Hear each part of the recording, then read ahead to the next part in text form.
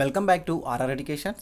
APPC group 2 మెయిన్స్లో భాగంగా AP history classes చూస్తున్నాం. ఆల్రెడీ మనం ఏపీ హిస్టరీ సంబంధించిన క్లాసెస్ చూసేసాం. ఏపీపీసీ గ్రూప్ 2 మెయిన్స్లో భాగంగా ఈ ఏపీ హిస్టరీ సంబంధించినటువంటి టోటల్ 11 టాపిక్స్ విత్ ప్రాక్టీస్ పిక్స్తో మీకు కేవలం ₹222 పీడిఎఫ్ను ప్రొవైడ్ చేయడం జరుగుతుంది. మీలో వాట్సాప్ నెంబర్కి చెప్తాను చూడండి. మీలో పీడిఎఫ్ కావాలంటే వాట్సాప్ కాంటాక్ట్ నెంబర్ 6300498822లో కాంటాక్ట్ అవ్వచ్చు. ఓకే, ఈ 11 టాపిక్స్ ఏంటంటే ఏపీ హిస్టరీలో బాగా ఏన్షియంట్ హిస్టరీ అంటే పూర్వ చారిత్రక యుగం నుండి ప్రాచీన పల్లవుల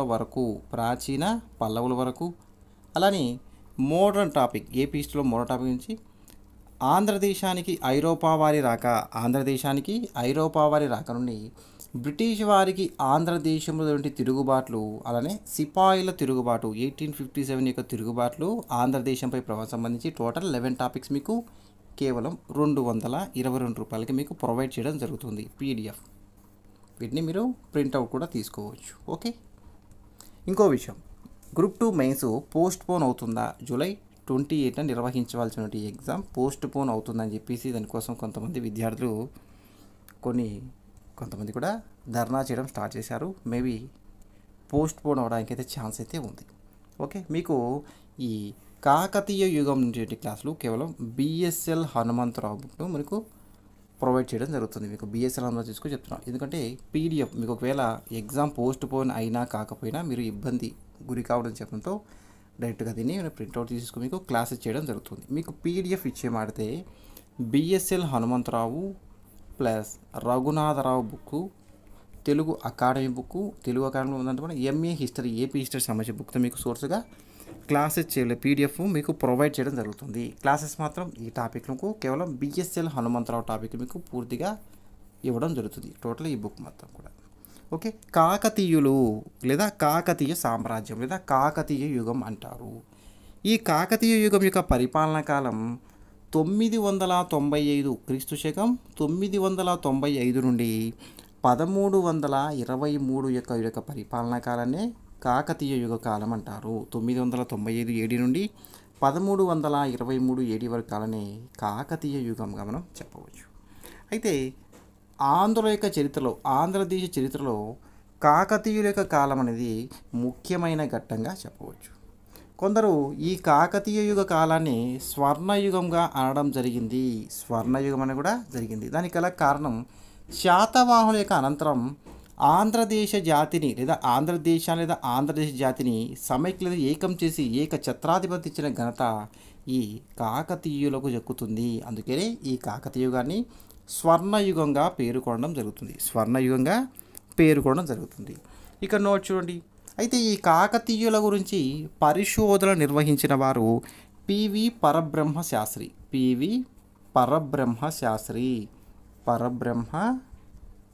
శాస్త్రి గారు.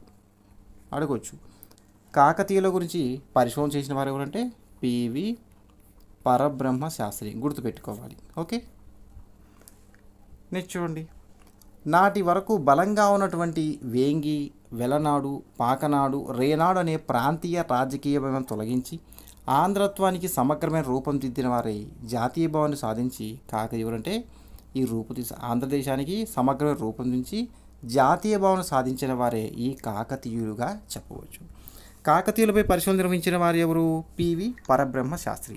అయితే వీరి కాలంలో ఆంధ్ర, త్రిలింగ అనే పదాలు సమానార్థకాలుగా దేశపరంగా జాతిపరంగా ప్రచారమయ్యాయి. మనం స్టార్టింగ్లో ఏపీ స్టేట్మెంట్ కదా, ఆంధ్ర అనే పదం లేదా త్రిలింగ అనే పదం కూడా మనకు దేశపరంగా వచ్చిందా లేదా జాతిపరంగా అని చెప్పి అంటాం కదా, దాని గురించి వీరి కాలంలో సమానార్థకాలే దేశపరంగా మరియు జాతిపరంగా ప్రచారమయ్యాయి ఈ కాకతీయుల కాలంలో. కాకతీయులు ఆంధ్రదేశాధీశ్వర అనే బిరుదం ధరించారు. ఇంపార్టెంట్ ఇక్కడ, ఆంధ్రదేశాధీశ్వర బిరుదం ధరించిన వారు ఎవరు? కాకతీయులు. వీరి యొక్క రాజధాని ఓరుగల్లు. దీనికి ఆంధ్రనగరి అని పేరు. గత ఎగ్జామ్లో అడిగారు, ఆంధ్రనగరిగా పేరుకొన్నటువంటి నగరం ఏది అని. ఓరుగల్లు. అయితే ఓరుగల్లు వీరి యొక్క రాజధాని ఓరుగల్లు. వీరి యొక్క మొట్టమొదటి రాజధాని ఏది? హనుమకొండ. వీరి యొక్క మొదటి రాజధాని హనుమకొండ లేదా హనుమకొండ అంటారు. రాజధాని తెలంగాణ ప్రాంతం కదా, హనుమకొండ. అయితే ఈ హనుమకొండ అనే పట్టణాన్ని తొలి కాకతీయ రాజు అయినటువంటి రెండవ బేతరాజు నిర్మించారు. ఇంపార్టెంట్. హనుమకొండ పట్టణ నిర్మాత ఎవరు? రెండవ బేతరాజు. అయితే ఈ హనుమకొండ అనేది కాకతీయుల యొక్క తొలి రాజధాని ప్రచారమైంది. కాకతీయుల యొక్క తొలి రాజధాని ఏది? హనుమకొండ. మరి రెండవ రాజధాని ఏది? ఓరుగల్లు. ఈ ఓరుగల్లుకే ఆంధ్రానగరి అని పేరు. అయితే మొదటి ప్రతాపరుద్రుడు ఈ ఓరుగల్లు నిర్మాణాన్ని మొదలు పెట్టగా దీన్ని 1254 సంవత్సరంలో, ఇప్పుడు 1254 కాలంలో గణపతి దేవుడు, ఎవరు? గణపతి దేవుడు ఈ ఓరుగల్లు నిర్మాణాన్ని పూర్తి చేసిన వారు గణపతి దేవుడు. ఎప్పుడు? 1254 సంవత్సరంలో. దీన్ని మొదలుపెట్టిన వారెవరు? మొదటి ప్రతాపరుద్రుడు. ఎవరి కాలంలో నిర్మాణం పూర్తయిందంటే గణపతి దేవుడి కాలంలో, క్రీస్తు శకం లేదా 1254 ఏడులో ఈ నగరాన్ని పూర్తి చేసిన వారు గణపతి దేవుడిగా చెప్పవచ్చు. అయితే ఆంధ్ర భాషకు ఆధారాభిమానాలు ఆధిక్యం కాజేకుకాయి. అనేక మత సాంఘిక పరిమాణాలు జరిగి ఆంధ్ర సమాజం నేటి రూపం ధరించింది. వీరి కాలంలో ప్రాంతీయాభిమానాలు విస్మరించి ఆంధ్ర జాతీయోజ్జీవనానికి ఆంధ్రులు కాకతీయ యుగంలో కృషి సలిపారు లేదా కృషి చేశారని చెప్తున్నారు. ఆంధ్రుల చరిత్రలోనే కాక యావత్ భారతదేశ చరిత్రలో కాకతీయులు గణనీయమైనటువంటి పాత్రను నిర్వహించినారు. మరియు ఉత్తర భారతదేశంలో రాజపుత్రుల వలె దక్షిణాన తురస్కు శ్రేణివాహిలు నరకట్టి హైందవ స్వాతంత్ర సంస్థలను రక్షించిన వాళ్ళుగా కాకతీయులు తమ సర్వస్వాన్ని దారపోవడం జరిగింది. మరి వీరి యొక్క దేశభక్తి, స్వాతంత్ర దీక్ష వీరి యొక్క అనంతరం దేశాన్ని పాలినటి రెడ్డి రాజులు మరియు విజయనగరాధీశులకు ఆదర్శమై దక్షిణాపథంలో హైందవ సంస్కృతి రక్షణకై వారిచే కంకణం ధరింపచేశాయి ఈ కాకతీయుల యొక్క జీవితం. వీరి యొక్క వంశం మరియు పుట్టు పూర్వోత్తరాలు. కాకతీయుల యొక్క వంశం, పుట్టు పూర్వోత్తరాలు ఇక్కడ చూడండి. కాకతీయులు చాళుక్యుల వలె కర్ణాటక నుండి ఆంధ్రదేశానికి వచ్చి స్థిరపడిన వారే. కాకతీయులు ఈ చాళుక్యుల వలె కర్ణాటక ప్రాంతం నుండి వచ్చి ఆంధ్రదేశంలో స్థిరపడిన వారే. అయితే ఈ కాకతీయుల గురించి మొట్టమొదటి ప్రస్తావన మనకు మరియు తూర్పు చాళుక్య రాజు అయినటువంటి ఎవరు? తూర్పు చాళుక్య దానార్ణవుడు వేయించిన శాసనమే మాగల్లు లేదా మాంగల్లు శాసనం. ఇది క్రీస్తు శకం 950 నాటిది. ఈ తూర్పు చాళుక్య రాజు యొక్క దానవుడు చేసినటువంటి మాగల్లు శాసనంలో కాకతీయుల యొక్క మొదటి ప్రస్తావన కలదు. ఈ శాసనం గుండియ రాష్ట్రకూటిని పప్రోతుడని కాకర్త గుండెనగా పేర్కొన్నది. మరియు గుండియ కొడుకు ఎరియ రాష్ట్రకూటుడు, అతని కొడుకు బేతియా, మరియు ఇలా ఈ బేతియ కొడుకు అయినటువంటి కాకర్తె గుండెలను కాకతీయులకు సంబంధం లేదని చరిత్రకారుల యొక్క చిరకాలంగా అభిమానించే చెప్పవచ్చు. అయితే ఆధారాలు ఏమని చెప్తుంది అనగా ఈ మాంగల్లు శాసనం, తూర్పు చాళుక్య రాజు వేయించినటువంటి మాంగల్లు శాసనం కాకతీయ రాజుల యొక్క 3 తరాల గురించి ప్రస్తావించింది. దీని గురించి సరైన ఆధారం లేదు. వాటిలో గుండియ రాష్ట్రకూటుడు ఒకరు, అలానే ఎరియ రాష్ట్రకూటుడు, అలానే ఎరియ బేతయ మరియు చివరిగా కాకర్త్య గుండన. ఎవరు? కాకర్త్య గుండన. వీరి యొక్క మూడు తరాల యొక్క ప్రస్తావన మనకు మాగల్లు శాసనంలో ప్రస్తావించబడింది. వేసించిన వారు ఎవరు? తూర్పు చాళుక్య రాజు చెప్పవచ్చు మనకు. ఓకే. అయితే చరిత్రకారుల ప్రకారం ఈ యొక్క మనకు ఆధారమైంది సరైనది కాదు అని చెప్తుంది ఈ బయ్యారం. ఇది మాగల్లు శాసనం ప్రకారం. అయితే బయ్యారం చెరువు శాసనం ఈ అనుమానాన్ని నివృత్తి చేసింది. అనగా ఈ 3 తరాల గురించి మాంగల్లు శాసనం ఇచ్చే సమాచారం నిజము కాదు అని తెలిపింది. అయితే ఈ బయ్యారం చెరువు శాసనాన్ని వేయించిన వారు మైలాంబ లేదా మైలమ అంటారు. ఎవరు? గణపతి దేవుని యొక్క చెల్లెలు మైలాంబ క్రీస్తు శకం 1250లో ఈ బయ్యారం చెరువు శాసనాన్ని వేయించింది. బయ్యారం శాసనం అందరి యొక్క వంశవృక్షంలో ఆద్యుడైనటువంటి వెన్నభూపతి వంశస్థులే కాకతీయులయ్యారని పేర్కొంటుంది. Very very important. ఓకే. వెన్నభూపతి సంతతిలోని ప్రథముల పేర్లు మాగల్లు శాసనంలోని మొదటి 4 పేర్లు ఇంచుమించు ఒకటే. మరియు మాగల్లు శాస్త్రంలోని మొదటి ఇద్దరికి రాష్ట్రకూట అనే బిరుదం ఉంది. వీరిలో గుండియ రాష్ట్రకూటుడు వల్లభేషుని యొక్క సేనాని అని కూడా మాగల్లు శాసనం చెబుతుంది. కాబట్టి కాకతీయులు రాష్ట్రకూట సేనానులుగా ఆంధ్రదేశంలో ప్రత్యక్షమైనారు. క్రమంగా సామంతులుగా ఆంధ్రదేశంలో స్థిరపడి తమ సార్వభౌములు దుర్భుయంతో విజృంభించి స్వతంత్ర రాజ్యం స్థాపించుకున్నారు. అలానే మాంగల్లు శాసనం కాకతీయులు సామంత విట్టి లేదా సామంత విట్టి వంశానికి చెందిన వారని చెప్తుంది. Very very important. కాకతీయులు సామంత విట్టి వంశానికి చెందిన వారిని పేర్కొన్న శాసనం ఏది? మాగల్లు శాసనం. మాగల్లు శాసనం. ఇక్కడ సామంత వడ్డీ అనే రూపం కూడా ఉంది. సామంత విట్టి కాకుండా సామంత వడ్డీ. విట్టి అనే పదం విష్టికి వికృతి. విష్టి అనే పదం ఏంటి? విట్టి అనే పదం విష్టికి వికృతి. విష్టి అంటే ఊడిగం. విష్టి అంటే ఊడిగం అంటే కొంత కదా బానిసగని చెప్తాం కదా, అలాంటి పదం. ఓకే, కానీ విష్టి అనే పదం వృష్టి అనే పదానికి భ్రష్ట రూపమని, రాష్ట్రకూటులు వృష్టి వంశస్థులని, కాబట్టి కాకతీయులు రాష్ట్రకూట వంశశాఖ అనే వాదం డాక్టర్ పరబ్రహ్మ శాస్త్రి తెలిపారు. మరియు గుండియ ఎరుకులంటి మాంగల్య శాస్త్రం రాష్ట్రకూట బిరుదము కాకతీయుల గరుడకేతనం. కాకతీయులకు ఏంటి? గరుడకేతనం. గరుడకేతనం ఈ వాదానికి బలంగా సూచిస్తారు. రాష్ట్రకూటులది గరుడకేతనం. రాష్ట్రకూటులది గరుడకేతనం కావున కాకతీయులు వృష్టి వంశచిత్రులని ఈ వాదం యొక్క సారాంశం. కానీ బయ్యారం చెరువు శాసనం కాకతీయులు దుర్జయులను చెబుతున్నది. బయ్యార శాసనం కాకతీయులు దుర్జయులు, రుణదుర్జయులు అంటాం కదా, ఆ వంశం చెందిన చెప్తుంది. ఆంధ్రదేశాన్ని పాలించినటువంటి వెలనాటి రాజులు దుర్జయులు, కొండపడమటి రాజులు దుర్జయులే. వీరందరూ కూడా తాము చతుర్ధ్వానులేమని చెప్పుకున్నారు. కాకతీయుల శాసనాల్లో చాలా భాగం వారిని చతుర్ధానులుగానే చెబుతున్నాయి. గణపతి దేవుని కాలం నాటి శాసనాలు కొన్ని వారిని ఇక్ష్వాకు వంశస్థులని అంటున్నాయి. ప్రతాపరుద్ర ఆస్థాన కవి విద్యానాథుడు. ఈయన ప్రతాపరుద్రుడి యొక్క ఆస్థాన కవి ఎవరు? విద్యానాథుడు. ఈయన రాసిన గ్రంథం ఉంటుంది ప్రతాపరుద్ర యశోభూషణం. ప్రతాపరుద్ర యశోభూషణం రాసిన వారు విద్యానాథుడు. ఇంపార్టెంట్ ఇక్కడ మనకు.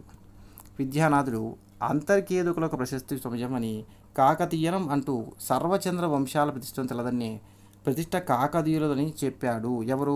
విద్యానాథుడు. ఎవరి యొక్క ఆస్థాన కవి? ప్రతాపరుద్రుడి యొక్క ఆస్థాన కవి. గత ఎగ్జామ్లో అడిగారు ఎవరి యొక్క ఆస్థాన కవి అని. ఇలా రాసిన గ్రంథం ఇదని.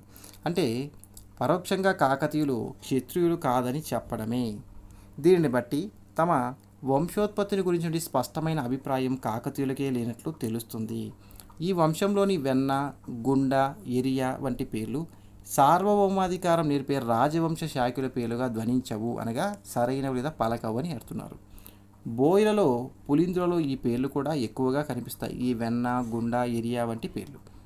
రాష్ట్రకూట బిరుదం వంశంలో మధ్యస్థ వంటి గుండయ్య, ఎరియలకు ఉండి ఇతరులకు చూడండి లేకపోవడానికి గల కారణం కనిపించదు. వాస్తవానికి రాష్ట్రకూట అనేది ఉద్యోగనామము. రాష్ట్రకూటులు ఉద్యోగనామాన్ని వంశనామంగా స్వీకరించారు. వారు కూడా ఇతిహాస లేదా ఐతిహాసిక వృష్టి వంశస్థులని చెప్పడం అనుమానాస్పదం, అంటే సరైనది కాదని చెప్తున్నారు. సార్వభౌమాధికారం సాధించిన తర్వాత ఇట్టి గాథలు కల్పించుకోవడం మన రాజవంశీయులకు మామూలేని తెలుపుతున్నాడు. కాకతీయులు గరుడకేతనం కూడా రాష్ట్రకూట వంశాఖ నుంచి సూచించదు.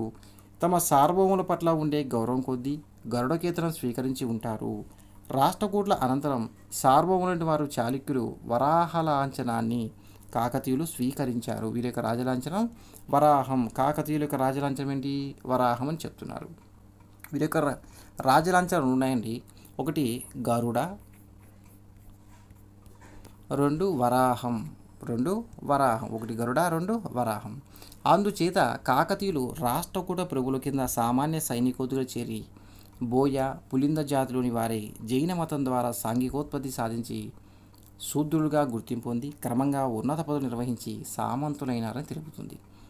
ఓకే, కాకతీ అనే పదాన్ని గురించి సైతం వివాదాలున్నాయి. కాకతీ దేవతతో పాకోసాభూతి కాకతీయ అనే విద్యానాథుడు అనగా అతని యశోభూషణ వ్యాఖ్యాత సేతి కాకతీయ అంటే కాకతీ అనే దుర్గను ఇక్కడ వ్యాఖ్యాత కాకతీర్నామ దుర్గాశక్తిగా, రేఖశిలా నగరేశ్వరం కులదేవతగా, శాక్తకీర్గా అంటే కాకతీ అనే దుర్గను పూజించడం వల్ల. ఇంపార్టెంట్ చూడండి, కాకతీ అనే దుర్గను పూజించడం కాకతీయులైన యొక్క దీని యొక్క అర్థం. ఓరుగలలో కాకితమ్మ లేదా కాకతమ్మ దేవాలయం ఉన్నట్లు వినుకొండ వల్లభామాత్యుడు యొక్క క్రీడాభిరామంలో ఉన్నది.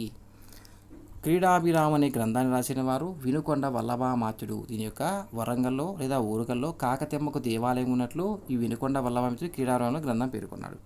కాకితమ్మకు సైదోడు ఏకవీర, కాకితమ్మకు సైదోడు ఏకవీర అనే పద్యపాదం సాక్ష్యం ఉంది చెప్తున్నాడు. కాబట్టి కాకితమ్మ కాకతీయుల యొక్క కులదేవత అనడంలో సందేహం అనేది లేదు. కాకితమ్మకు చిత్రమైన చరిత్ర ఉన్నట్లు కనిపిస్తుంది. కాకతి అనే పదానికి గుమ్మడి లేక కూష్మాండ అనే అర్థం ఉంది. జైన తీర్థంకరులలో 22వ వాడైనటువంటి నేమినాథుడు శాసనాధికారిని కూష్మాండిని. కాకతీయులు మొదట్లో జైనులుగా ఉండి తర్వాత శైవులైనట్లు తెలుస్తుంది లేదా ప్రసిద్ధులైనారు. మొదట జైనులు కాకతీయులు, తర్వాత శైవులుగా దీని ప్రస్తావన. వీటి యొక్క రాజధానిలో హనుమకొండ మరియు ఓరుగల్లు పరిసరాల్లో జైన విగ్రహాలు యొక్క శిథిలాలు అధికంగా కనిపిస్తాయి లేదా గోచరించాయి చెప్తున్నాడు. కాకతీయులకు మొదటి రాజధానిది హనుమకొండ, రెండవ రాజధాని ఓరుగల్లు గుర్తుపెట్టుకోవాలి మనం. అందుచేత కాకతీయులు జైనం విడిచి శైవం స్వీకరించిన తర్వాత కూడా పూర్వ సంప్రదాయాలను పూర్తిగా త్యజించలేక కూష్మాండిని దేవతను కాకితమ్మ అనే దుర్గాదేవిగా పూజించారని యొక్క అభిప్రాయం. కాకతీయ వంశ ప్రతిష్టకు పునాదులు వేసిన బేతరాజుకు కాకతీపురాదినాథ అని, అతని కొడుకు ప్రోలరాజుకు కాకతీ వల్లభ అనే బిరుదులున్నాయి. వెరీ వెరీ ఇంపార్టెంట్ మనకు. కాకతీపురాదినాథ అనే కాకతీయ రాజు బేతరాజు కాగా, మరియు కాకతీ వల్లభ అని ప్రోలరాజు కొన్ని బిరుదులున్నాయి. వంశకర్త అయిన వెన్నభూపతి కాకతి నుండి రాజ్యం చేసి కాకతి నుండి రాజ్యం చేసినందున అతని వంశస్థులు కాకతీయులైనది బయ్యారం చెరువు శాసనం పేర్కొంటుంది. కాకతీయుల యొక్క వంశకర్త వెన్నభూపతి. ఈ వెన్నభూపతి కాకతి అనే ప్రాంతం నుండి పరిపాలించినటువంటి వీరికి కాకతీయులరని ఈ బయ్యారం చెరువు శాసనం తెలుపుతుంది. ఈ శాసనం వేయించిన వారు గణపతి దేవుని యొక్క చెల్లెలు మైలమ్మ లేదా మైలాంబ అంటారు. దీన్ని బట్టి కాకతీ పురాధీనులైనటువంటి కాకతీయులనే పేరు వచ్చినట్లు స్పష్టమవుతుంది. దీని యొక్క సారాంశం బట్టి కాకతీ పురాధీశులైనటువంటి తెలుస్తుంది. కాకంటివాడ, కాకంతిపురం అనే పేర్లు ఆంధ్రదేశంలో చాలా ఉన్నాయి. అయితే కాకతీయుల యొక్క పూర్వులు కర్ణాటక ప్రాంతం నుంచి వచ్చారని, కాకతీపురం కర్ణాటకంలో ఉండవలని ఒక అభిప్రాయం. సిద్ధేశ్వర చరిత్రలోని కాకతీయోత్పత్తిని గురించిన కథ వారి యొక్క మూలపురుషుంది కందారపురంగా ప్రస్తుతమని చెప్తున్నారు. కర్ణాటకంలోని నాందేడ్ సమీపంలో కందార పురుషులు ఉండేవారు. కందారపురం ఉండేది కాబట్టి నాందేడ్ సమీపంలోని కందారపురమే కాకతీయుల యొక్క జన్మస్థలం. అది బహుశా కాకతీపురం అని కొందరి యొక్క ఊహ. సిద్ధేశ్వర చరిత్ర కాశీ సర్వప్ప రాసిన వారు కాశీ సర్వప్ప అని చెప్తాం. పై గాథలో కాకతీయుల యొక్క మూల పురుషుడు మాధవవర్మ అని ఉంది. ఈ మాధవవర్మ విష్ణుగుండు సుప్రసిద్ధుడు. విష్ణుగుడుల కాలంలో కందారపురం ఆనందగోతుల యొక్క రాజధానికి ఉండేది. మాధవవర్మకు సంబంధించిన కందారపురం ఆనందగోతుల కందారపురం ఉండడం సమంజసం. సిద్ధేశ్వర చరిత్ర కథలోని వ్యక్తులు ప్రదేశాలు కేవలం కల్పితాలు. ఇదంతా కూడా మనకు అవసరం లేదు. అందులో చారిత్రక సత్యం ఉన్నదని వారి కోణం ప్రమాదం. వెన్నభూపతి కాలానికి బయ్యార చెరువు శాసనం కాలానికి దాదాపు 14 శతాబ్దాల వ్యవధి ఉంది. కాబట్టి వెన్నభూపతిని గురించి ఆ శాసన వ్యవస్థ అంశాలను యథాతథంగా అంగీకరించలేం లేదు. అది కాక ఈ శాసనం వెన్నభూపతి పుత్ర అంటే అతని మరియు కుమారుల మనమలను కాకతీయులుగా వ్యవహరించలేదు. మాగల్లు శాసనం కూడా తాను పేర్కొన్న నలుగురిలోనూ చివరి వారిని కాకర్తె బిరుదంతో వ్యవహరించినది. ఈ కాకర్తె గుండన వెన్నభూపతికి 6వ తరానికి చెందినవాడని, గుండనియే మొదటి కాకతీయుడని, ఇతని కాకర్తె బిరుదం బహుశా తర్వాత కాకతీ వల్లభ అనే బిరుదానికి నిజమై ఉంటుందని తెలుస్తుంది. అయితే బయ్యారం చెరువు శాసనం కాలానికి కాకతీపుర వల్లభ అనే బిరుదు ప్రచారం ఉన్నందున ఆ వంశనామాన్ని నిర్వహించి అవసరం ఉన్నందున ఈ శాసనకర్త వెన్నభూపతికి ఈ బిరుదు తగిలినది. అందువలనే ఈ వంశనామం వచ్చిన యుక్తం లేదా సమంజసం అని చెప్తున్నారు. కాకతీయులు కాకతీపుర వల్లభులే, కానీ అది వారి జన్మస్థలం కానవసరం లేదు. గ్రామాలను అందరి ప్రసిద్ధ దేవస్థానాల పేరుతో వివరించడం మన అనుకున్నటువంటి సంప్రదాయం. చేబ్రోలును మహాసేనం అని, హనుమకొండను రుద్రేశ్వరం అని అనేవారు. చూడండి, హనుమకొండకి మరో పేరు రుద్రేశ్వరం అంట. ఓరుగల్లుకు ఆంధ్రనగరి గుర్తుపెట్టుకోవాలి మనం. అదేవిధంగా కాకితమ్మకు దేవస్థానంలో ఓరుగల్లు కాకతీపురంగా ప్రసిద్ధమై ఉంటుంది. కాకర్తె గుండెన పితామహుని కాలం నుండి ఈ వంశవారిని కొరివి మండలంలో సంబంధం ఉండేది. కొరివి మండలం ఓరుగల్లు కొరివి మండలం సరిహద్దులోనే ఉండేది. అదిగాక ఆ రోజుల్లో మండలాల యొక్క సరిహద్దులు తరచూ మారుతూ ఉండేవి. కొరివి మండలాన్ని బడిసిన ఎవరండి కొరిమనాని బడిసిన ఎరియ రాష్ట్రకూటుడు తన రాజ్యాన్ని ఓరుగల్లు కాకతీపురం నుండి పాలించి ఉంటాడు. నాటి నుండి ఈ వంశస్థులకు కాకతీయులనే వ్యవహారం వచ్చి ఉంటుంది. మొదటి కాకతీయులు. ఈ క్లాస్ను ఇక్కడితో స్టాప్ చేస్తున్నాం అండి. నెక్స్ట్ ఈ క్లాస్ని ఇక్కడ కొనసాగింపు చేయడం జరుగుతుంది. ఈ వీడియో మీకు నచ్చితే లైక్ అండ్ షేర్ చేయండి. మన ఛానల్ని తప్పకుండా సబ్స్క్రైబ్ చేసుకోండి. Thank you for watching. ఇంకో ముఖ్య విషయం అండి, 11 టాపిక్స్ మీకు 222 రూపీస్ ప్రైస్ చెప్పాను కదా. ఈ బిఎస్ఎల్ హనుమంతరావు బుక్ను ఇలా మీకు అప్లోడ్ చేయడం కారణం ఏంటంటే పీడిఎఫ్కు లేట్ అవుతుంది. అందుకోసమే మీకు క్లాస్ స్టార్ట్ చేశాను.